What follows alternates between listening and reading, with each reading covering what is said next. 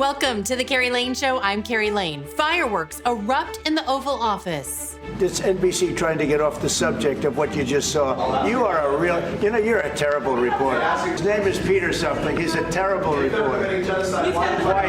Quiet. President Trump unleashes on the media and turns up the heat on South Africa's leader in a jaw-dropping confrontation. Look, here's burial sites all over the place. These are all white farmers that are being buried. Then Marco Rubio walks in like it's open mic night at a political roast and just obliterates Democrats. Even based on the color of somebody's skin. You're the one that's talking about the color of their skin, not me. You revoked her student visa because proudly. she wrote an op-ed. And Would you revoke? We're going to do more. We've got a good one for you today, starting with another contentious Oval Office meeting, this time between President Trump and the South African president. Here's how things started. Mr. President, this time, what would it take for you to be convinced that there's no white genocide in South Africa? Well, I can answer that for the president. It's for him. No, seriously. I'd rather have him answer. Yeah, I'd rather answer that. It will be. Our president will respond to you. Yeah, let me, Thank you, Mr. President. It will take President Trump listening to the voices of South Africans, some of whom are his good friends. If there was Afrikaner farmer genocide, I can bet you these three gentlemen would not be here. So far, so good. But for Trump, we know he doesn't wait for perfect moments. He makes them. And when he signaled for a video to play, you could feel the oxygen leave the room. Watch this unfold. Mr. President, I must say that we have, wait. We have thousands of stories talking about it. Sure. And we have documentaries, we have news stories, and that is Natalie here, somebody here to turn that? I could show you a couple of things, and it has to be responded to. Yeah, sure. Let me see the articles, please, if you would, and turn the lights down. Must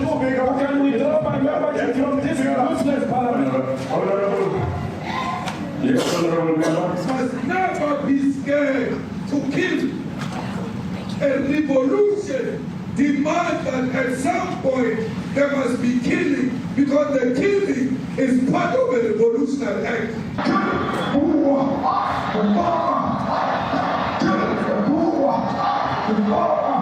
Now this is very bad. These are burial sites right here. Burial sites. Over 1,000 of white farmers, and those cars are lined up to pay love on a Sunday morning. Each one of those white things you see is a cross. A devastating story, to say the least. But then cue NBC. Right after we see this emotional footage, a reporter asked about a Qatari jet. That's right, thousands of deaths on screen, and NBC's worried about the president's transportation. Mr. President, the Pentagon announced that it would be accepting a Qatari jet to be used as Air Force One. What are you talking about? I want to respond. You to get out of here. What does this have to do with the Qatari jet? They're giving the United States Air Force a jet, okay? And it's a great thing. We're talking about a lot of other things. It's NBC trying to get off the subject of what you just saw. You are a real, you're a terrible reporter. Number one, you don't have what it takes to be a reporter. You're not smart enough. But for you to go into a subject about a jet that was given to the United States Air Force, you ought to go back to your studio at NBC, because Brian Roberts and the people that run that place, they ought to be investigated. They are so terrible the way you run that network, and you're a disgrace. No more questions from you. Go ahead. Go ahead, talk about that. His name is Peter something. He's a terrible reporter. Quiet. Let's go. After watching death threats, brutal violence, and a refugee welcome party, NBC thought Qatari Jetgate was the priority.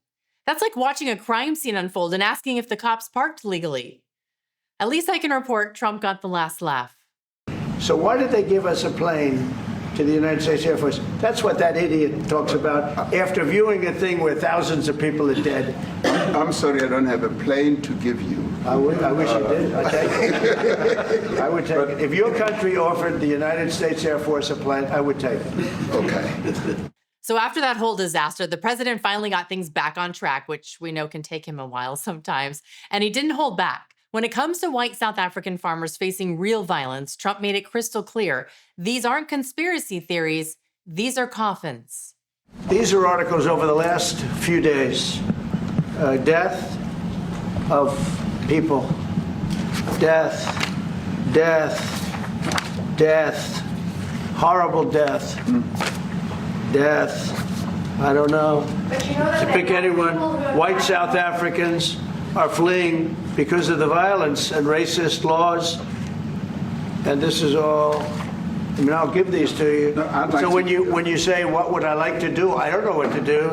Look at this. White South African couples say that they were attacked violently. And, President Trump, when will you go and see for yourself if it is? well, I could do that. Look, here's burial sites all over the place.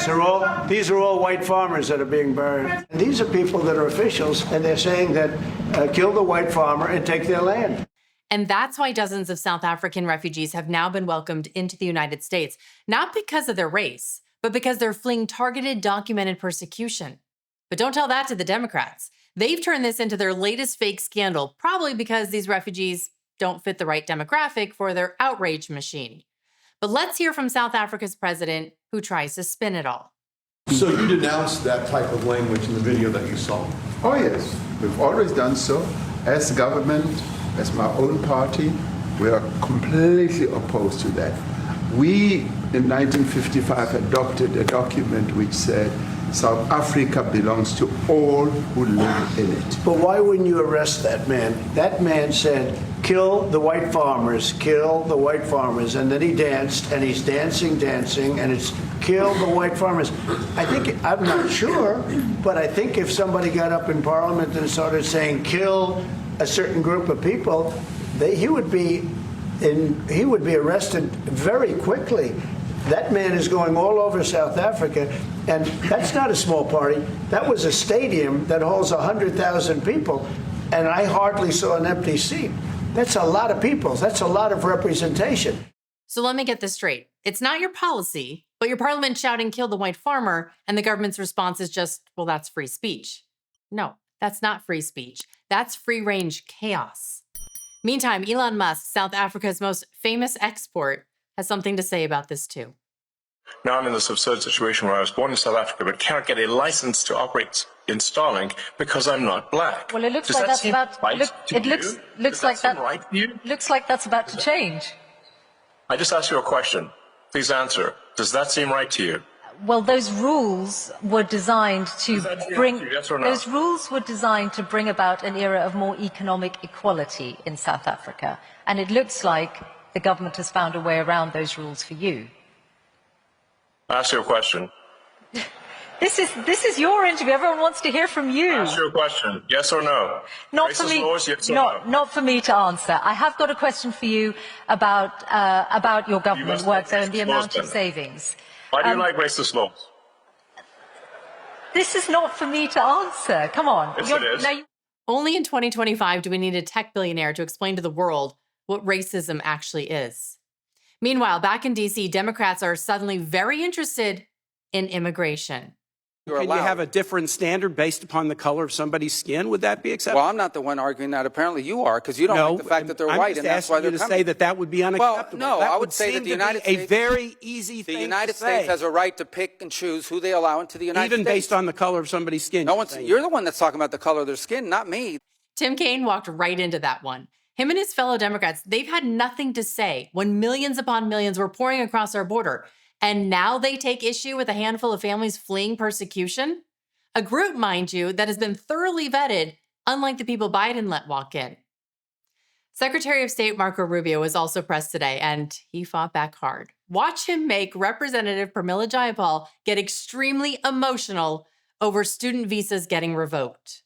That law student was a guest in the United States on a student visa. No one's entitled to a student visa. So you revoked her student visa based on an op-ed which trumps the supreme law of the land, which is the Constitution. Someone's coming up here to stir up problems on our campus. We're going to revoke their visa. She didn't do any of that. She wrote an op-ed. Well, she that's wrote what an you op-ed, claim. and I'm talking to you about her That's her particular lawyer's case. claims and your you claims. Those are not the facts. You reclaiming my time. You revoked her student visa Yes, because proudly. she wrote an op-ed. And Would we'll you do more. We're revoke? gonna do more of I them. have another question for you. Would you revoke the visa of someone in the United States who published claims that, quote, Jews are an untrustworthy and dangerous group? Yes or no? We will revoke the visa of anyone who's in this country as a guest who's here to stir up going to trouble. revoke the visa of somebody who made that? I mean, the case, I'll look at it. I'm looking to get crazy people out of our country. It's not. Rubio is doing what voters have been begging someone to do for years. Treat visas like privileges, not participation trophies. You come into our country and advocate violence or chaos, and we're going to show you the door. Here's the bottom line. President Trump gave a platform to people whose stories the mainstream media doesn't want you to hear. The left can't stand it. The press tried to distract, and Democrats, as usual, tripped over their own talking points. Now, up next, I dive into the cover-up surrounding Joe Biden and his cancer diagnosis. I've got some explosive tape you need to see.